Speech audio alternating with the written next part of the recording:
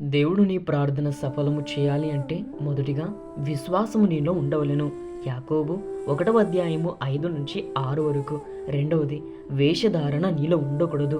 మత్తయి సువార్త 6:5-6 వరకు. మూడవది, గర్వం ఉండకూడదు. లూకా సువార్త 18:10-14 వరకు. నాలుగవది, దేవుని యొద్ద దొంగిలించకూడదు. మలాకి 3:8. ఐదవది, భార్యాభర్తల మధ్య సమాధానము కలిగి ఉండాలి. 1 పేతురు 3:7. ఆరవది, ఇతరుల అపరాధములను క్షమించాలి. మత్తయి సువార్త 5:23. ఏడవదిగా, అవసరములు ఉన్న వారికి సహాయము చేయాలి. సామెతలు 21:3. ఎనిమిదవది, వాక్యమునకు లోబడి ఉండవలెను.